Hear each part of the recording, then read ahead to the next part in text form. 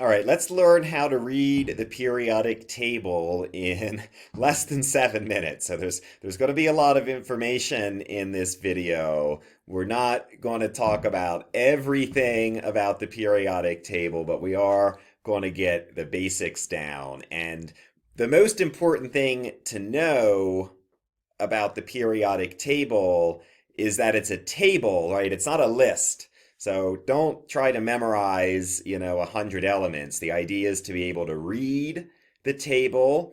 You'll notice we have horizontal rows and vertical columns up and down. So the word periodic means that the elements that are in the same column up and down all have something in common.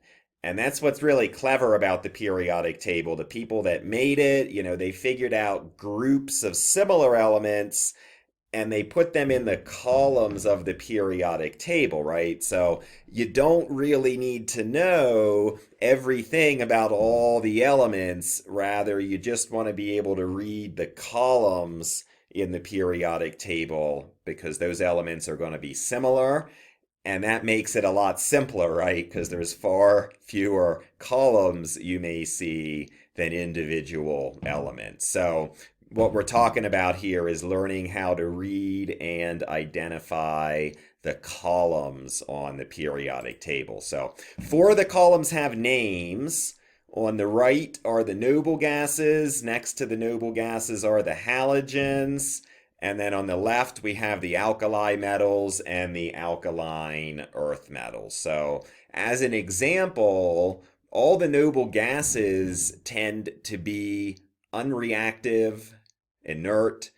Basically, they don't do anything, right? So if we say noble gases, we're talking about He, Ne, Ar, Cr, and so on. Usually we kind of stay to the top of the periodic table. You might remember these elements at the bottom aren't so common, and we're not going to talk about them too much.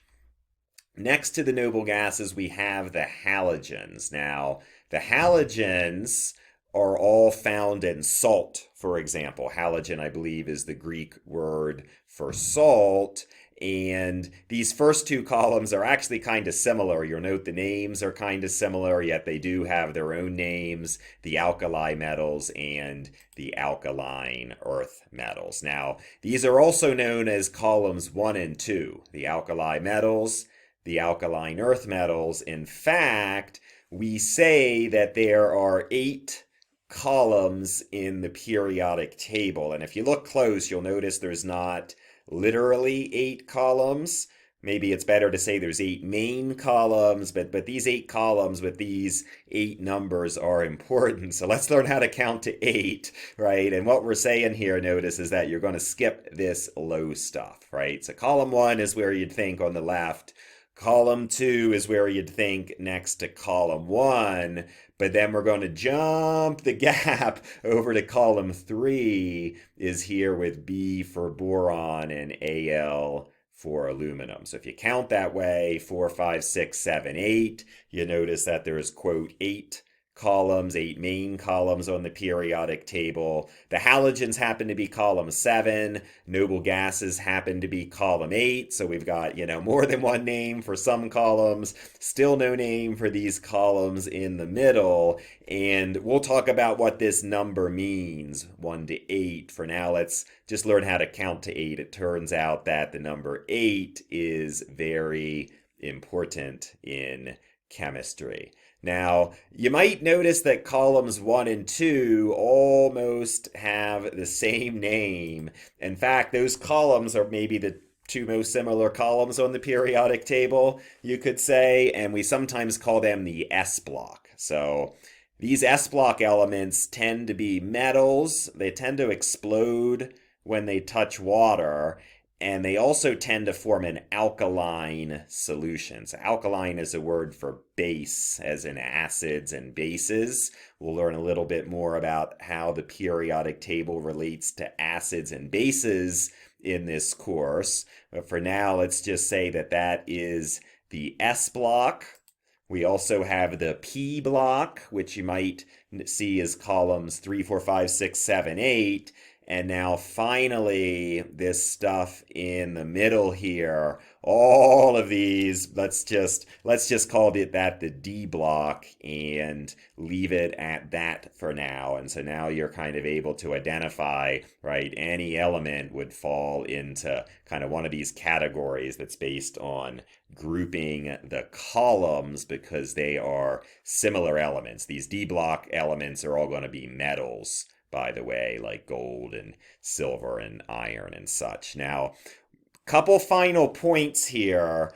At the bottom of the periodic table, let's just say that we're going to kind of ignore the bottom of the periodic table. You know, the stuff that you find here on planet Earth tends to be more at the top of the periodic table, the stuff we're going to work with, right? The bottom of the periodic table, it can get a little complicated. Also, I mentioned you see here numbers with parentheses. That means we really don't know, right? These elements are kind of rare, haven't been studied that much. And then, really specifically, depending on what periodic table you have, you might notice there's even a different number of elements. And that might seem like a cause of concern. Yet, if you remember from lesson one, right, these elements at the bottom of the periodic table, they don't occur naturally. They're synthesized in labs. They only last a few seconds before they fall apart anyhow. So I sort of call them the fake elements, and let's just kind of ignore whatever's at the bottom right of your periodic table. It's not very important, right? And when you're learning chemistry, you want to know how to read the top of the periodic table because those are the elements that you're going to be working with.